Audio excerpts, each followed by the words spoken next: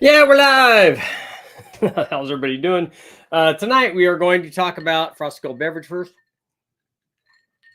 Frosted cold beverage. Tonight we're going to talk about carbureted LS motors, specifically a carbureted LS3 crate motor and a cammed one at that. And then we're going to talk about a couple things. One is what happens when we add nitrous, or what happens when we add a carburetor to it. What happens when this thing also has a camshaft in it. In this case, a Brian Tooley Racing. I think that this is a red hot cam that we put in here.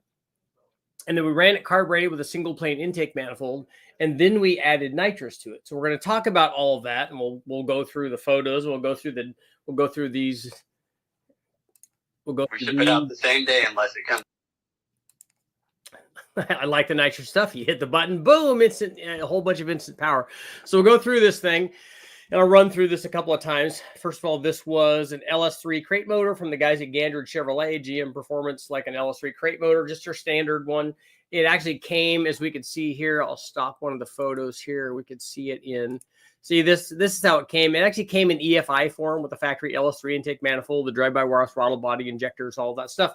But we replaced that with a carbureted intake. And in this case, it was a Victor Jr. rec port style from Edelbrock. And then we ran I think this was an 850 XP Holly on it. And we also ran a plate nitrous setup on it. This was a Zex perimeter plate, but at this power level, we only added like 100 horsepower on it. So I wanted to, let's see, here we go. So this is our nitrous setup. You can see the perimeter plate design has, they have an injection line, one fuel line, one nitrous line, and they have the amount of nitrous is that you supply during the kit is adjustable, and you adjust it with different jet sizes that you employ here on each one of the sides. You screw in your line with a jet size, and it has a flow orifice on it that decides how much it gets injected, and then also that combines with the bottle pressure that you use to supply the system with your nitrous. And then you can see the idea behind the perimeter plate is that it has like even injection everywhere. It's been distributed evenly all around. It works pretty well. And we made good power with it. With the carburetor, we ran the MSD ignition controller, plugs right into the factory harness so that we can put in whatever timing curve we want. We ran this thing at 30 degrees, and then we took away 4 degrees of timing with our 100 shot. We ran this on pump gas, all the typicals. If we had long tube headers on it, I think that this thing even had colder plugs in at the time. Honestly, with 100 shot, probably not really necessary at this kind of power level. But we ran this thing, and you could see here. We ship it out the same day unless it comes.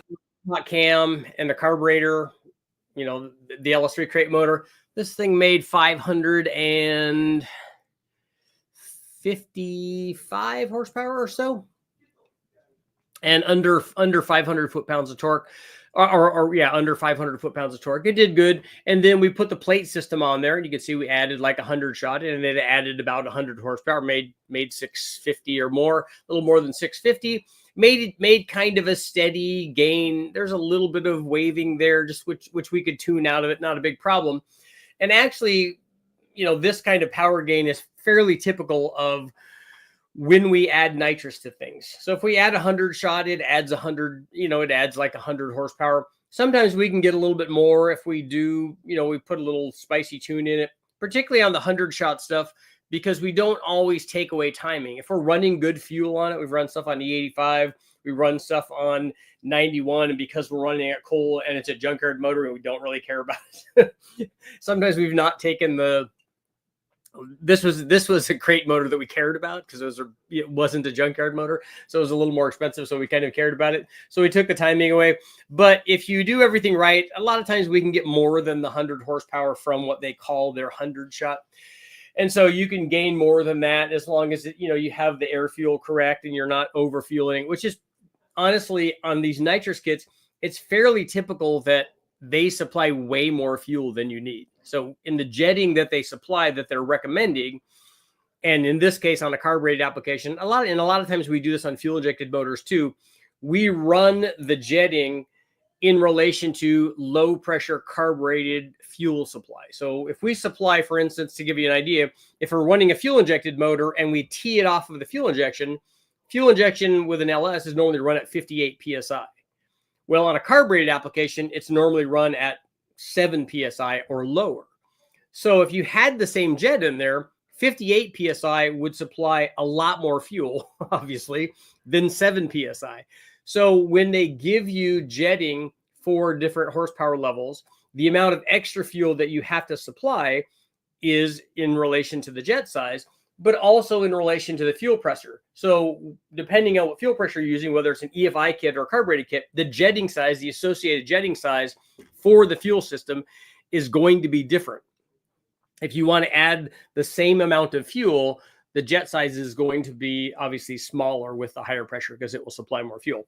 But we normally do this with a carbureted deal. We adjust the fuel pressure and we test the fuel pressure with the fuel system activated, basically with it flowing fuel, to make sure that we on the dyno, we have a separate fuel supply for the nitrous. We're not teed off of the other one. So it has no effect on the fuel flow to the carburetor, and it has no drop in pressure. So when we activate the nitrous, there's no change in pressure. The pressure is steady, even activation of the fuel solenoid. And so if we tune it and the fuel pressure stays steady, it's a lot easier for us to get a consistent tune on the air fuel curve and not have it adjust because of, changes in pressure. That's how we do the nitrous setup, and it works really good. Normally we try to keep it, let's say richer than 12-to-1 under the nitrous. Some guys run it leaner than that. A lot of modern guys are like, look, I don't want to run it rich, because if we run it rich, it gives fuel for detonation. That's what they're explaining to me. I'm like, okay, well, you guys get to do what you want. But adding the 100 horsepower jetting, the nitrous jetting, if you have the right, and we also, if we show in here, I think we showed in here, if you take a look through as we scroll through here, you'll see that we also heat the bottle up. So we heat the bottle up. Westech has a water bath heater, which works really good to evenly heat the nitrous bottle, and then we move it back and forth, get the right pressure, get the right temperature, and then that way we have good nitrous flow when we test the setup. And all of that setup works really, really good. Usually it's one pull, maybe two pulls with the nitrous, depending on if we want to change something, like if we want to change jetting. But usually with a nitrous, once we've set it up like this, I mean, the first hit, it's right. And so we get good results. What I wanted to talk to you about, though, is if you take a look at these dyno results, we ship it out the same day unless it comes. You can see that we're activating the nitrous fairly late in the setup. We do. So we're activating it the same day unless it comes. Between 4,500 and 5,000 RPM. And then it's pulling from 5,000 out to 6,500 RPM. My question to you guys, as you guys let me know in the comments too, is if we took this thing and ran this at the track, and we were running the regular carbureted motor, we had it in a Chevelle or a truck or whatever, and we ran it just on the motor, frosty cold beverage, and then we ran the nitrous and hit it like we are doing here. So we're not hitting it off the line, we're hitting it in the higher RPM stuff from 5,000 to 6,500, which is where it's going to be pulling, hopefully with the gearing that you have, but that might be a little bit later. So if we did that, we know that if we add 100 horsepower at 5,250, it's going to add 100 foot-pounds of torque. But if we add the 100 horsepower at different RPMs, we're going to get different torque gains.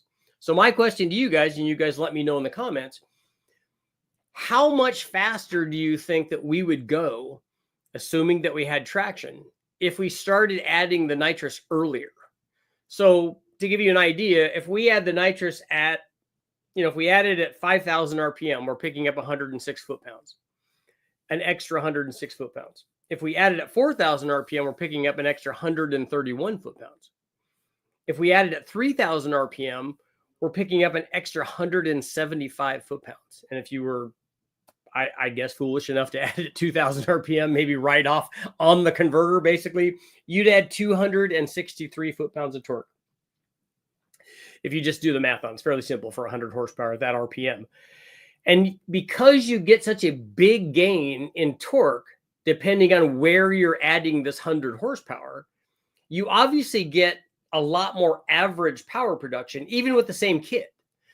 So it makes me wonder, and I don't know that there's a way to do the math on this other than actually run it. But if you had the traction and you could run this thing like halfway through the RPM range versus all the way through the RPM range, particularly in the, maybe not necessarily in the first gear, like you might not be able to hit it at 2000 RPM with an extra 260 foot-pounds on top of, well, we would be at, let's say, 400 foot-pounds. So you have 663 foot-pounds of torque, let's say, and then your gear multiplication for first gear and your converter and all that. I just don't know that you'd have traction to be able to do that. But if you could, and we could have the nitrous engage all the way through the RPM range, think about how much more average power that is. I mean, like I said, at 2000 RPM, that's an extra 260 foot-pounds of torque. Even at 3000 RPM, which I know that I've run lots of them from 3000 RPM, particularly on the street. I have on road race courses too. I've run nitrous a lot on a lot of different things. I've run it on oval courses. I've run it on road courses. I've run it obviously at drag strips, run it on the dyno, done all that stuff. But even at 3000 RPM, that's an extra 175 foot-pounds of torque, even with just a 100 shot. I mean, that's a big jump. And so, and if you had the traction, I would argue that that's where the extra torque gain is the most important. That's where you need to get things working and need to get this thing accelerating. And so if you could have that much more power, like as an average over the whole thing, man, I think that the differences in ET and mile an hour would be pretty big just by hitting the nitrous like a lot earlier than we're showing here. Let me know what you guys think. See what you guys got going on a Saturday night. Mike, Eric, Jet, what's going on? Neil, would it be wise to do a knock sensor delete on a 4.8? Tired of the same code coming up on a low circuit voltage. What's going on with it? I've got knock sensor things on mine, and it's taking a bunch of timing out of my 5.3. So this week or next week, when I go down to West Tech, I'm going to change both knock sensors and that small knock sensor harness. It's a Gen 3 motor, and hopefully that will be able to get the thing working the way that it's supposed to.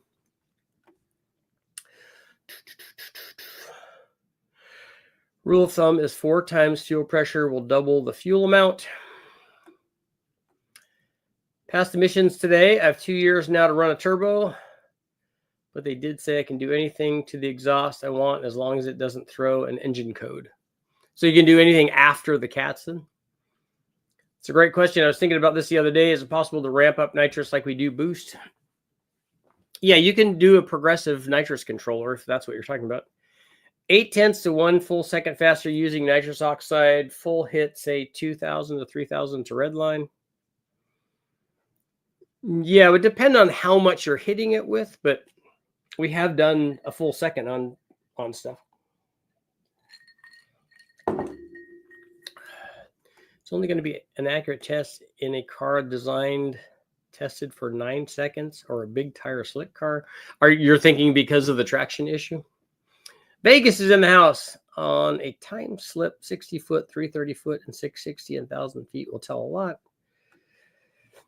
Richard, can't you desensitize knock sensors in the tune? I guess you can. Well, you can turn them off completely, I think. You can also desensitize them physically by wrapping the thread sealing tape around it and screwing it in.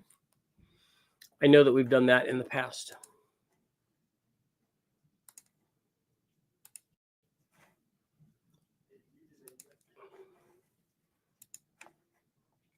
This is a clean looking crate motor because it was brand new.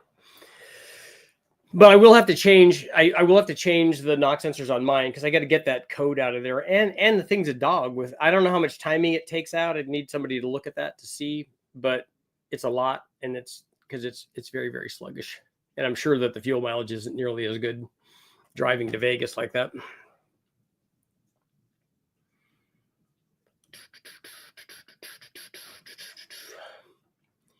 Need very sticky tires. We always run a progressive controller. 100 shots on stuff, I haven't found to be a problem. Even when the 100 shot was added to a 225 horse Mustang, which I did a lot. Get tuned on 89, turn off knock sensors, and always run 91. Yeah, I don't do any of that with my truck. My truck runs 87 all the time. But then I'm not racing it around either. I gotta keep those trips to West Tech inexpensive. But I'm excited because we're going to be doing some turbo testing and other stuff too. So it'll be cool. I'm going to run both the low buck truck and the truck plus on a 6-liter, but a cathedral port headed 6-liter. And then also I kind of am curious to see if I run the 5.3 with our truck plus cam and those ported heads and a fast manifold. I'm curious to see how close it will get to 500 horsepower. So we're going to try that. So that will be interesting. So lots of cool stuff. Lots of cool dyno information.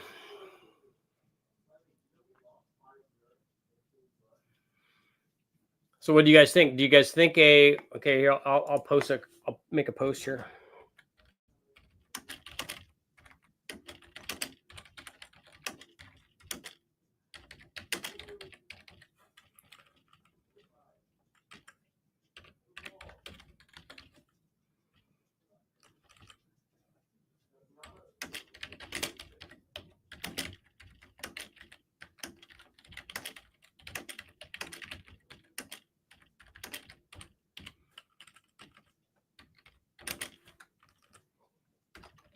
Okay, will the L33, I'm going to put 5.3 there just in case people don't know what that is.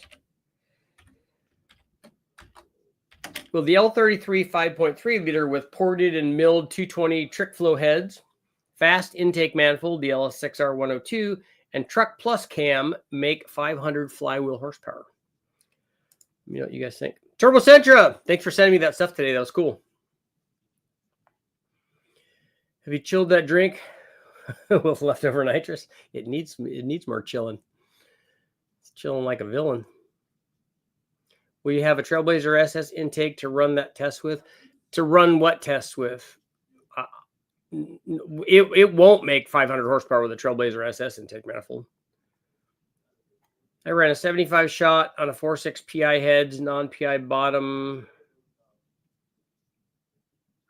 No timing. Felt awesome. My daily driver gets 87 octane because gas isn't cheap. That's what mine gets all the time. I don't ever put anything in it other than when I'm towing something with that truck. Torque converter efficiency will make or break nitrous oxide tests at the track. Stick car would yield good results, but hitting hard likely need a crash box or full dog sliders, no brass synchronizers. I don't think we need any of that to test a 100 shot. I don't think any of that is necessary. As long as you can run consistent with whatever you have, if it's consistent, that's all you need. Then if you add more power and you change, as long as you were consistent before, and then you're consistent with the nitrous, that's all that we need. It's going to be real close. I feel like 506, 510 might be the max. It's not going to be, I don't think it's going to be 510. I think we're going to be lucky to get to 500. We're going to be on the other side of 500 and not on the far side of 500. Need to get E85 and start testing. Oh, Mason, you want to see a Trailblazer SS on the 6-liter? I think the 6-liter has an early truck intake, but I think I might have a Trailblazer SS on it. Anything with less than 100 horsepower per liter? Yeah, we don't do that here.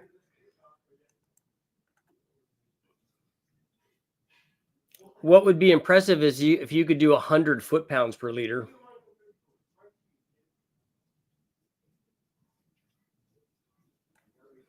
A 100 foot-pounds per liter from a NA motor would be a lot. What are the cam specs in this test? The LS3 test? Is that what you're talking about?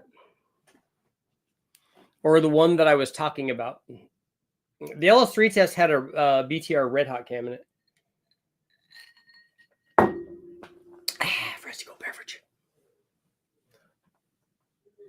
But the Truck Plus cam that we want to run on the 6-liter and in the 5.3 is a 219, 225 cam.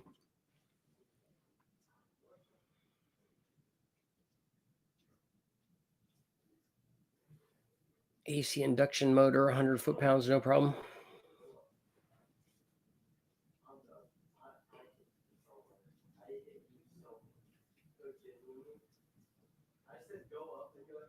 Yeah, 100 foot-pounds per liter would be pretty hard. I don't think I've ever seen a 6-liter that made 600 foot-pounds.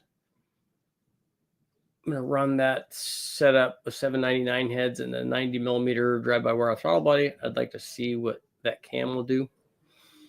That will be good with the 799 heads. I think that this one, I'm sure that it has, although we have 799 heads there, I think that one certainly has 317 heads on it, I think. It's odd. In the 90s, everyone considered 300 horsepower as a threshold for street power. Now it's 500. No, actually 1,000 is the new 500. Are your injectors FICs? Yes, they are. And it says that on there. Any reason instead of 706 heads, Truck Plus cam and Trailblazer SS would cause any engine codes or alter my emissions so I can get an extra 100 horsepower out of my truck and still pass? That's up to you, man. I got nothing to do with that. Utah, you don't think 500 will be possible?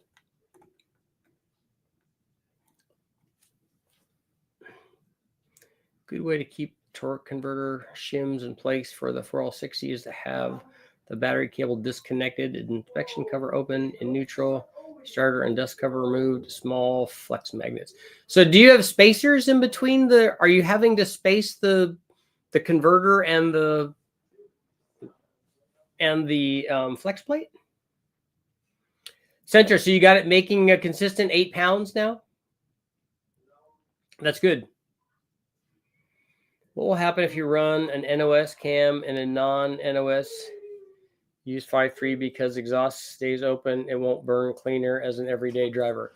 I don't know what you mean by a nitrous cam. Like I'd have to look. I just would look at the specs of the cam. But nitrous works with any cam. The cam that's in here is not a nitrous cam. Nor is any stock cam, and yet you can run nitrous with any of those. You can run it with a blower cam, a turbo cam, it doesn't matter. Whatever the NA power output is and whatever the shape of the curve is, nitrous just adds to that.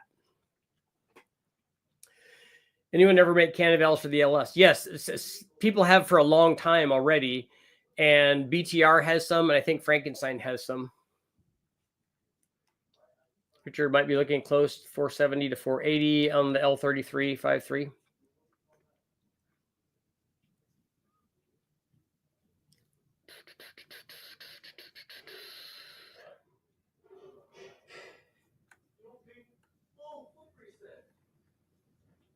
Yeah, 1,000. Yeah, 1,000 is the new 500. And it has been for a long time. Got the idle turned down to 750. Nice. Should mess with an Iron Duke. You'd be impressed by a Pontiac Super Duty 4. Yeah, but an Iron Duke and a Super Duty are not the same thing, though. I sold the Super Duty block for the guys at West Tech a while back. Maybe flat top pistons. My L33 has flat top pistons already. In the UK, we consider 150 horsepower good at the time.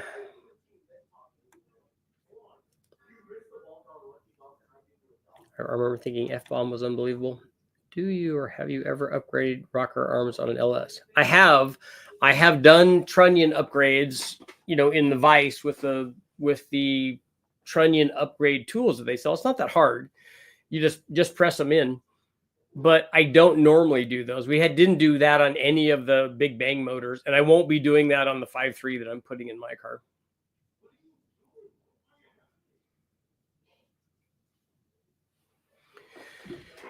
You will 100% have to tune your truck to pass emissions. It takes a bit. I've been working it out. I don't know how you modify a factory tune and pass emissions, because in anywhere in the United States where they test emissions, if you've changed your tune at all, it doesn't pass.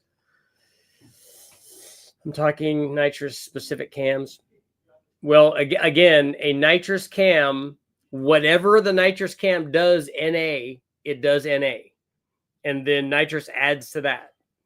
So a nitrous cam is just an NA cam. For mine, Richard, for mine, it's the flare out style flex plate behind the 4.3 and 5.3 Circle D 300 millimeter. Okay, so you had to space it.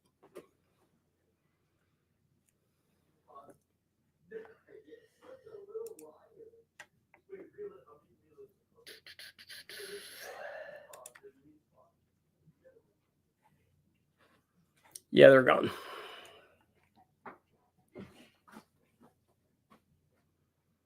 For emissions, you usually want a camshaft with -9 overlap or more.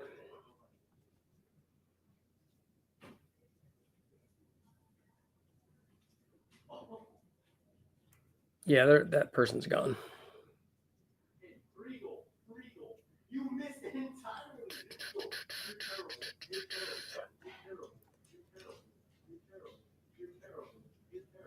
I recall the TMBX or the TLBX behind the 4.8 required washers.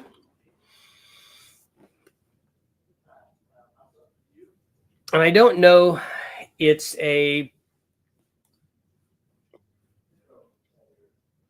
don't know what the spacer issues are with the different flex plates and then also transmissions that guys are putting behind these things. It's picked up a 98 4.6 non-PI. What are my options for supercharging? Vortec probably has a kit. ProCharger has a kit. Torque Storm might have a kit. I don't know about specifically for the trucks, but I think that they do. That Roots blower that Ford Racing used to have, they don't have that anymore. But Kenny Bell has one. Whipple probably has one.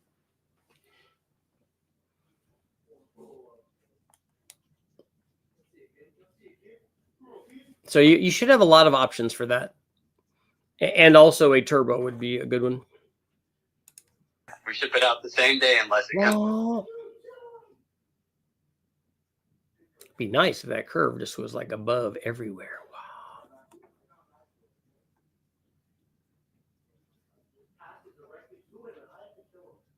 If the stall isn't in far enough, it won't work. And if it's in too far, I'll hit the pump. Yep.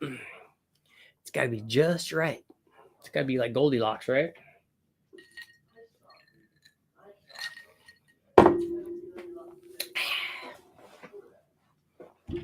That's good, McKellen.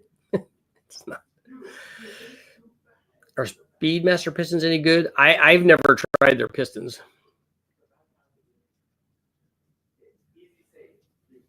Has anyone ever seen D-stroke, stroker, big bore options for Godzillas?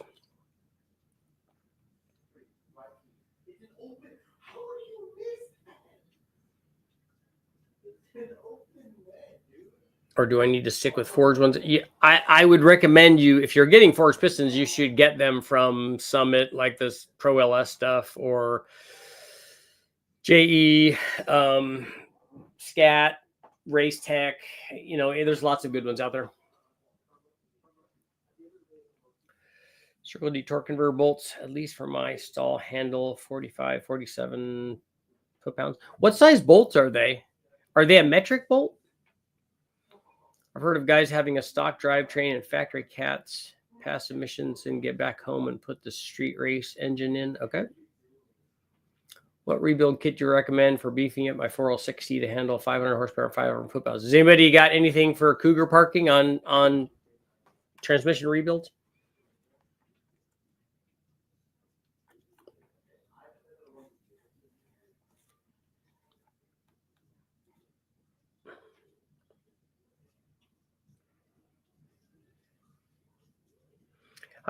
Utah, I don't agree with you that overlap determines whether the camshaft will pass or not.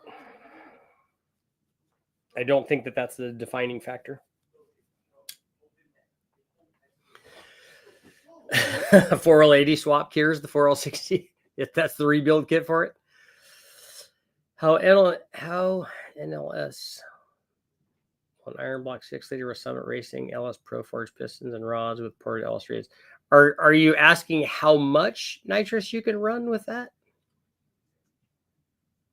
If you are, then the amount of nitrous you can successfully run is a function of the naturally aspirated power output.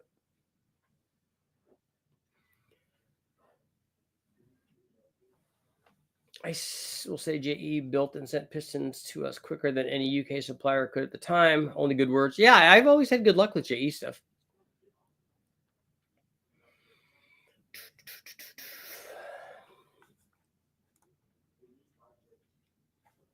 We've run 300 shots on cammed carbureted nitrous or junkyard 5.3s. I don't know that I necessarily recommend it, but we have done that.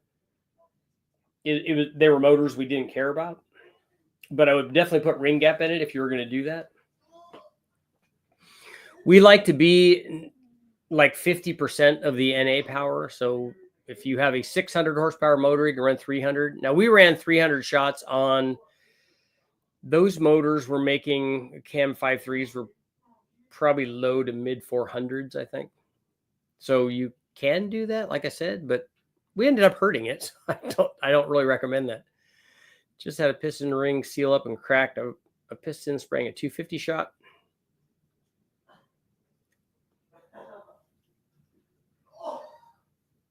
Most likely metric 15 millimeter.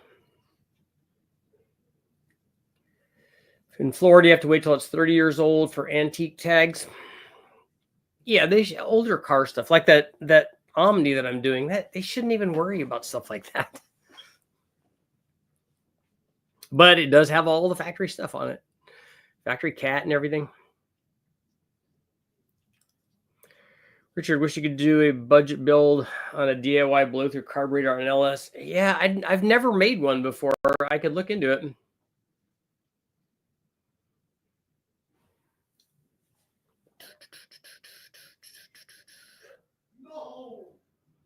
Are there any Gen 3 LS blocks? Yeah, there's Gen 3 and Gen 4.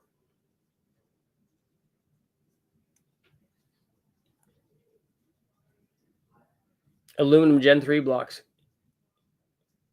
Yeah, the L33 is kind of a Gen 3 aluminum block. And a 5.7 LS1 is a Gen 3 aluminum block. And maybe technically an LS6 is also. But that's when they started changing things over to the Gen 4 style.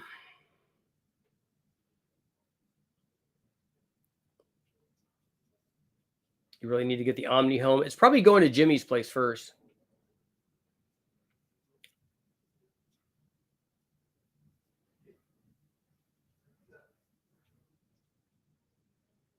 Some are the 54 crank. Well, the 54 crank has nothing to do with the block, though. And 54 started for the Gen 4 stuff, except for the LS2 was like that weird crossover point for 24 and 58, not 54. A good swap, but best left for pickups because the transmission hangs much lower. A 69 Camaro, it's going in. You know, it's been done. 4L80 tunnel needs cutting. I think I'm going to look into it. A Pro System SV1 carburetor. Is that a blow-through deal?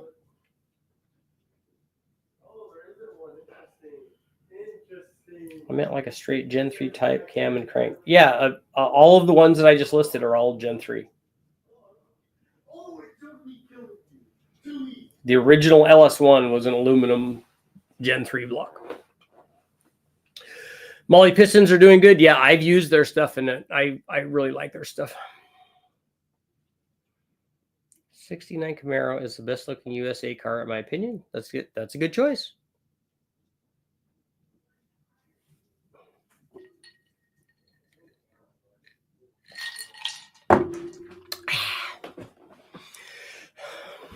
FCB, Fresco Beverage. LS1, LS6, L33, LR4, LM7. Oh, those are all iron, yeah.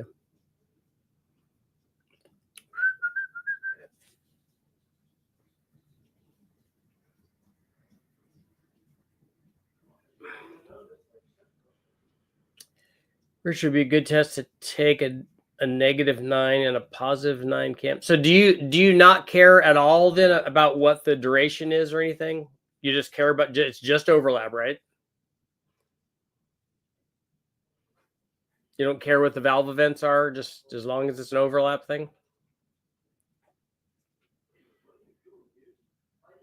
Have you ever used a brawler carb for a blow-through setup? I haven't. I like some first-gen F bodies. I use Molly pistons too. I like their ring packs. Would you run an R5 from Turbos Unleashed cam in your 2.2 Dodge engine? I don't know which one that is, and does it fit? Does it have piston to valve clearance and all that?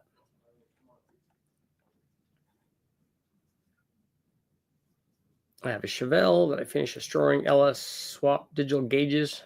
Wow. Tremec TKO TKX. I haven't seen anyone actually street race full power shifts or drag strip and hold up like a Muncie 4-speed.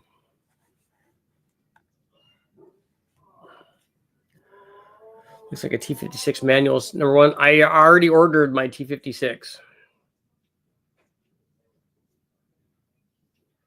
How do you feel about Elliott Lloyd porting? I don't know anything about him. I mean, lots of people have recommended him or recommend that I look into him or have him do something or do a test with him. And I'd like to. I've heard good things about him.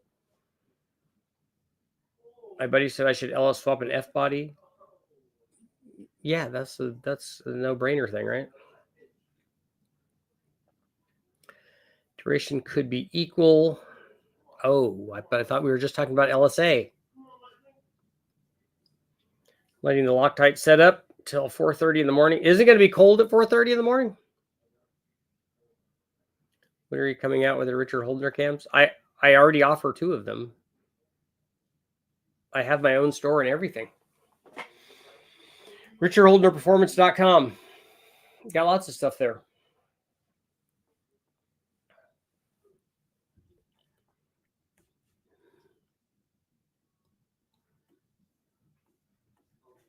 Also, all the OE GM LS pistons are made by Molly, tier 1 supplier, but the stock ones are hypertechnic. Yeah, and Molly, the aftermarket division of Molly is different, obviously, than the OEM division of Molly. But I'm sure that they talk to each other. Trying to replicate your Big Bang 454 with a Gen 5 454 would the peanut board heads be a severe hindrance to power output? Yes, they would if you're trying to do what we were doing. Are you trying to make 1,500 horsepower or something? We didn't do that with the Big Bang motor. We had real heads on it. What's a stock LS3 crankshaft going for?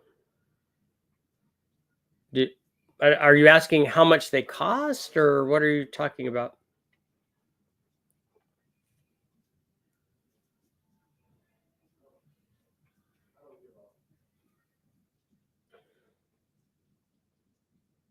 If bodies have LS, I mean Fox body. Yeah. No, I'm putting an LS in my Fox body. An aluminum one, because it needs to have an aluminum motor. Then I'm gonna have to change my springs, right? Because I have an aluminum motor in it.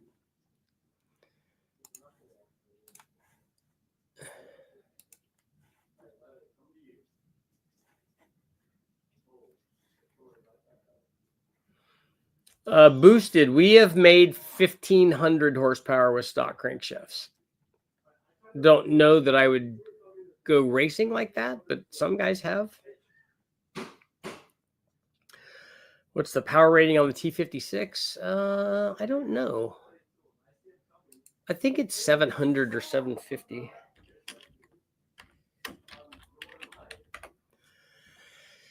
T56 manual transmissions.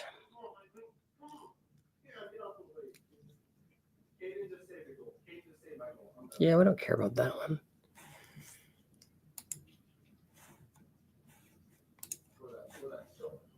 There we go. Let's see. I don't go by power ratings on stuff because that's like going by the power rating of the engine. That's not a real thing. But they rate this at 700 foot-pounds of torque.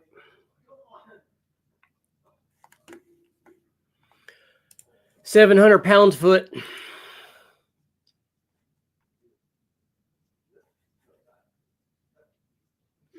The crank will outlast the LS3 block. Yeah, it definitely will. The crank is not the thing they have to worry about if you have an aluminum LS1, LS2, or LS3 block.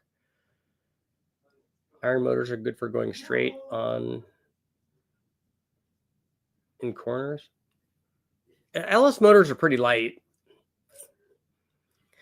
Aluminum heads, even an iron block, aluminum heads and a composite manifold. I wonder how much that motor weighs compared to an iron-headed cast aluminum intake 5-liter Ford. Does anybody know that? You can use 26 995 15 springs for the LS. They are dropping 497 and 502 exhausts for the cam. Well, why would you want to put a spring in there is the same as the stock spring that's on every 706 head? Why would you do that? Why wouldn't you just put, I mean, our springs are $79, and so you're not going to get a better deal than that. Or alternately, you could put, like on our low buck truck camshaft, which is our best seller, you could also go with any 550 spring, which is a factory LS3 spring or LS6 spring or any of the Recport headed deals. Those springs can be found fairly cheap too.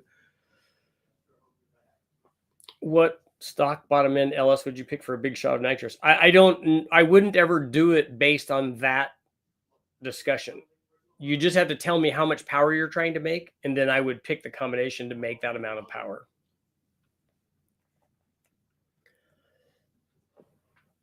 I've seen 1,000 wheel horsepower on a stock bottom end LS3. I don't doubt that. We've done more than 1,000 on them, but I don't like to for any length of time.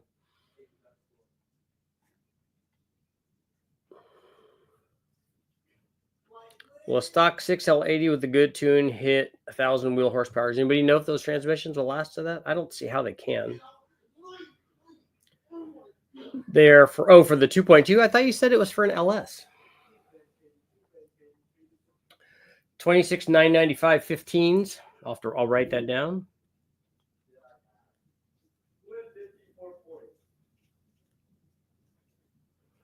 Springs for the 2.2.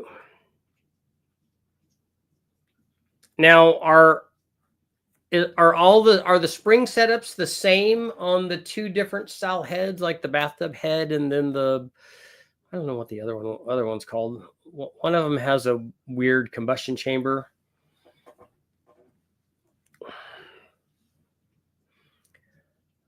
I ask about aluminum Gen 3 blocks because wondering if I could get a direct swap into a GMT. Well, okay, yeah, all of those things that we talked about are aluminum.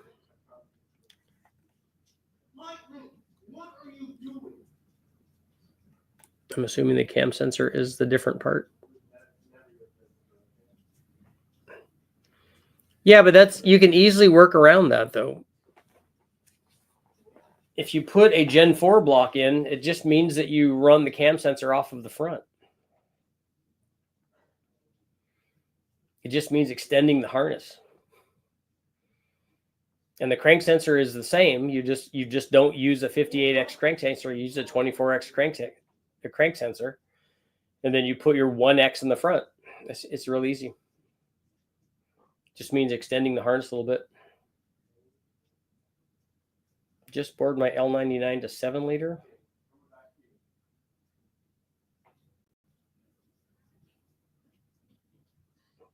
I'm confused. How did you do that?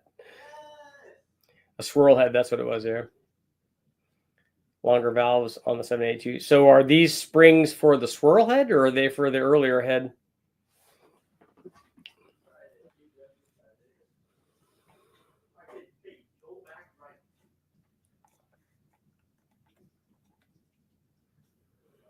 I think that this 86 has, I think it has a swirl head in it. But the early one that I have from the 600 has a bathtub head in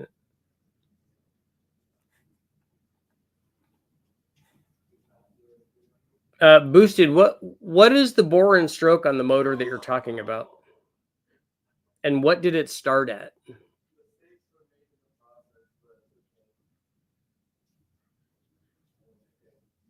on the low buck truck plus cam package. If I wanted later to try a set of full roller rockers, what springs would you go with?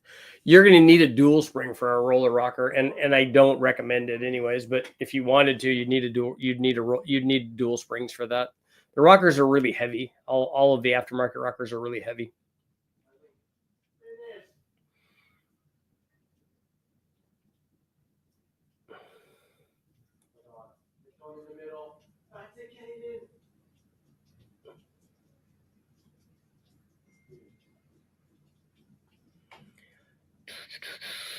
L9962, that's getting a 416.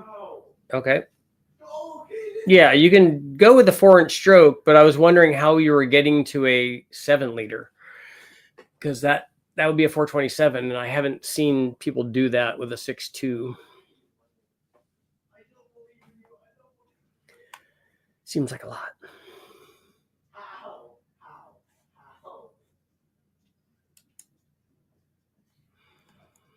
I'm excited about the T56 because I don't think that the TKO was, I don't know if it's going to fit. Well, I guess it was designed to fit a 5-liter though. So if anybody's looking for a brand new TKO 5-speed, I have one of those.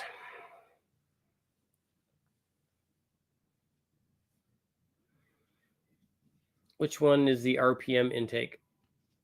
For what motor are you talking about?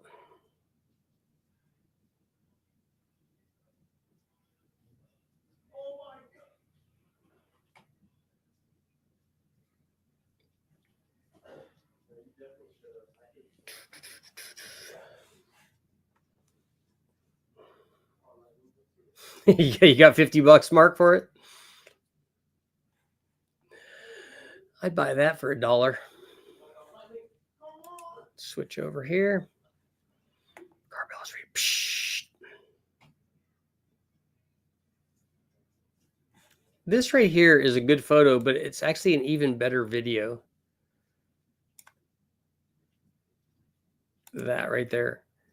That's an even better video when you see all that stuff spraying. I always like when they do those nitrous things. Oh, we got 51. Is the 2 posted on the site? Yeah, pertinent. Both of the cams that I offer, they're both up at richardholdenerperformance.com. And the specs are there and the dyno results are there.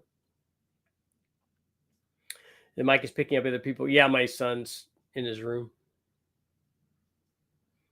Saw woke the truck up for me besides 5.7 with the truck Norris. Yeah, a saw converter, you'll definitely notice a difference putting that in, even with a stock cam.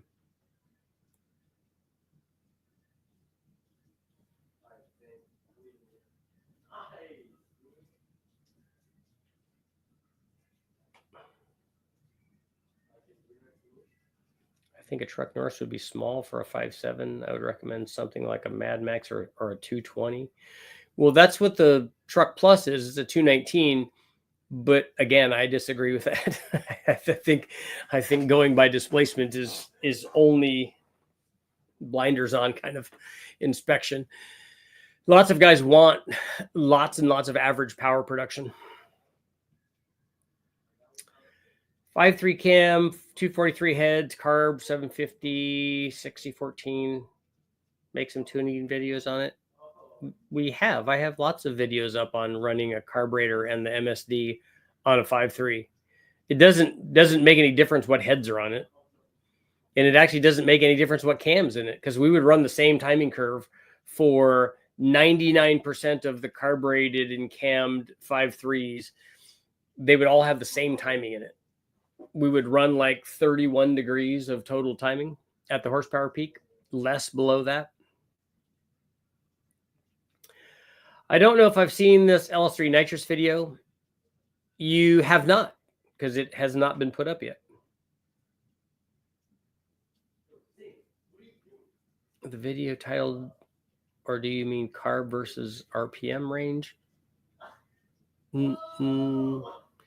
Nitrous carb LS versus RPM. No, we were talking about the RPM that we activate the nitrous at. What's the situation with the TKO trans? It's a brand new TKO trans that I bought long ago for my 5-liter Mustang. to put behind a 5-liter motor, but never did it. So it has the top loader trans, like bell housing bolt pattern, but the guys from American Powertrain said that QuickTime, or one of the guys, makes a bell housing to, if you wanted to put it on a GM, you can take that transmission, you could put it on a Ford, obviously, it just goes right in with a Ford bell housing, or you could put this QuickTime bell housing on it, which is what we were going to do, and then you could also put it on a Chevy.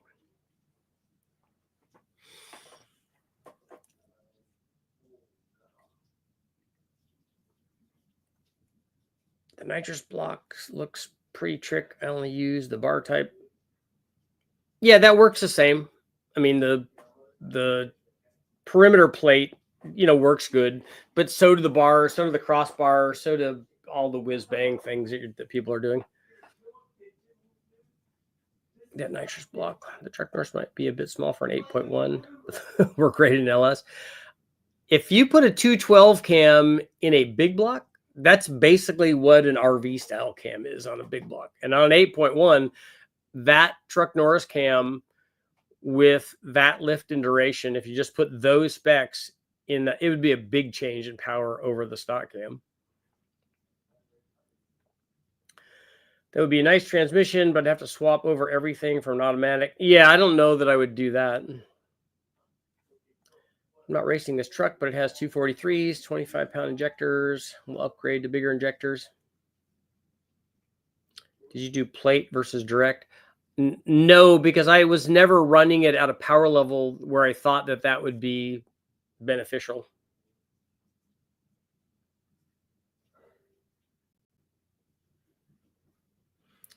There's a ton of choices for intakes. The split design ones seem to make the most power. Do you know which is the actual best power production with a carb? Yes, if only somebody had done tests where they tested like 25 different LS intake manifolds, both cathedral port and rec port and LS7. Yeah, those videos are up already. But there's no single best one. You'll find when you look at all of them that there are trade-offs inherent in all of the different designs.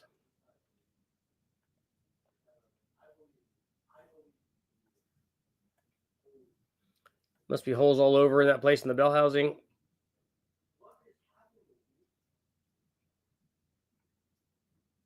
I'd put that TKO trans behind an SRT4 motor in a Dart. That would be interesting.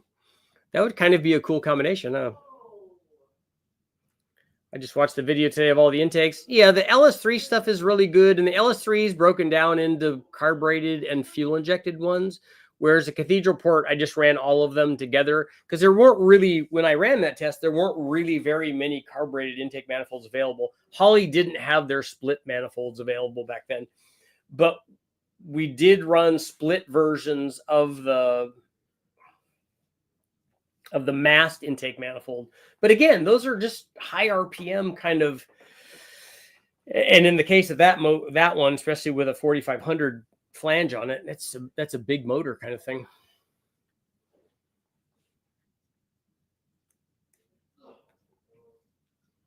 My 4.3 V6 falls on its face after 3500.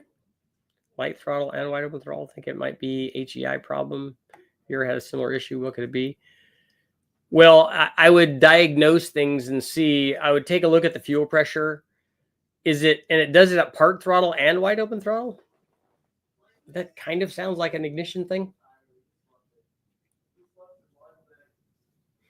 Ford small block bolt pattern is the same all over. I would imagine that I think it is. I thought that a T5 has the same bolt pattern, but I'm not sure.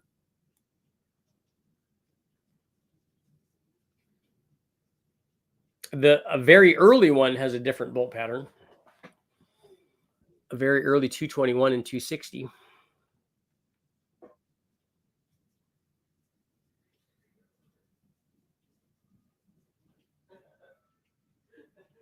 Yeah, best is fairly subjective. Are 351 Clevelands and 351 M small blocks? I would argue that the Cleveland is definitely a small block, but that a M is not. Texas Speed tested a China carb intake. They were surprised with the results. It doesn't matter where it came from. It just matters how good of a job they did in copying whatever they copied and then making whatever changes that they thought were necessary to make. But a lot of the Holly stuff is made over there and versions of that, and they do the same thing.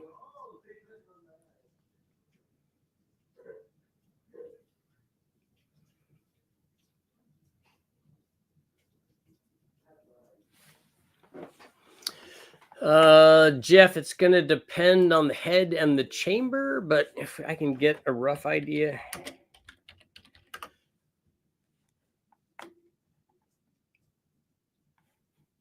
So if we look at a small block Chevy,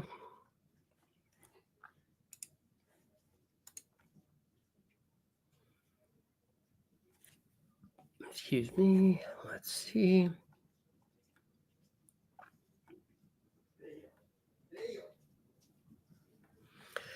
Okay, we take a look at a small block Chevy from AFR,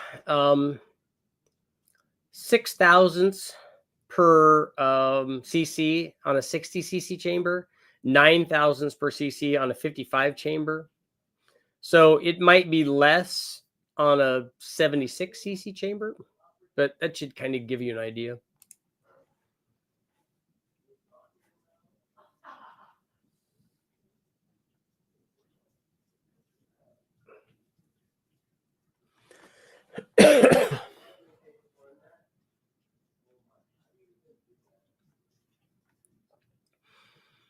But you got to be careful with milling the head more than 30.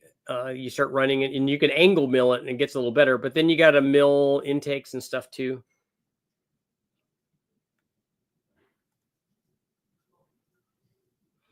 Does anybody know if they allow nitrous and pro mod engines on NHRA?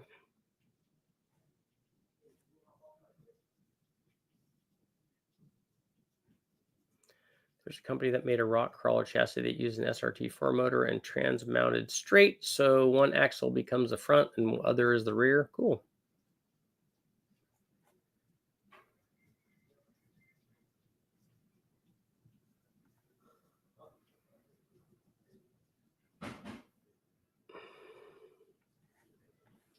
Has some pretty strange ideas like big and small block inline 6 cylinders. Yeah. I have the Holly split cathedral port manifold. I've tested those too. I didn't do that on the cathedral one because it wasn't available when I did all that testing, but I have since run that, compared that to stuff.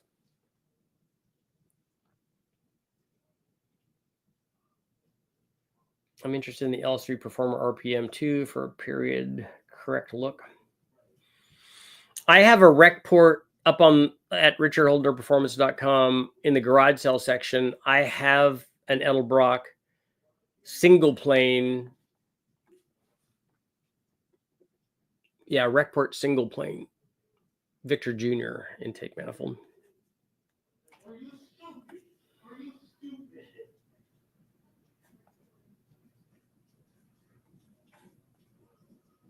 Neil, the intake manifolds that come from offshore are made well. They're not. You can't really make an intake manifold so light that it would fall apart.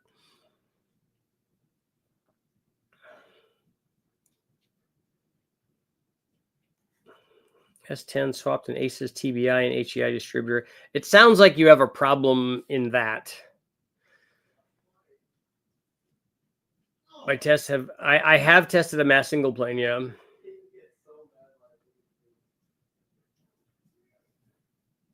I've run those on lots of stuff. We ran their LS7 version. We ran their LS3 version. We ran the 4500 version and the 4150 version, I think.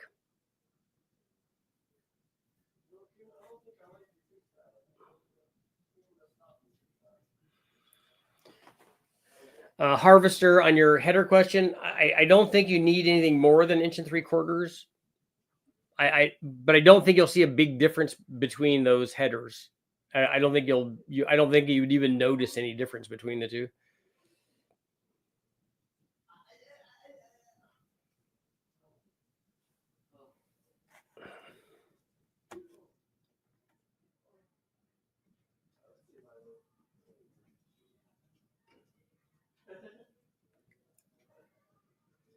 what to build a high revving. You want to build a high revving LS2?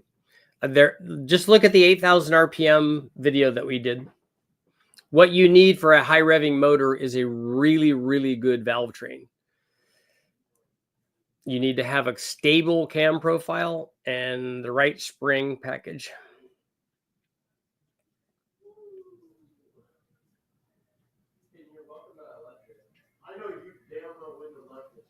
I know that's my that's my son. They're playing. I don't know what they're playing. Maybe FIFA or something.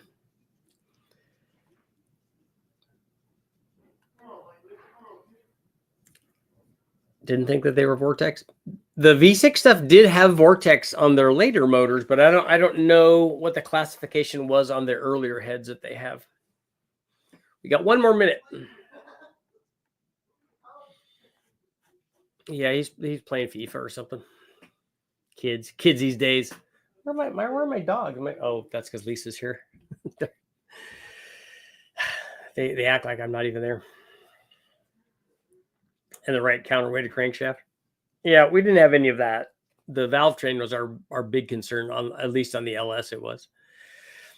And on that note, it is time to go. So hopefully you guys are all doing good. Thank you guys all for showing up, and I will be back tomorrow.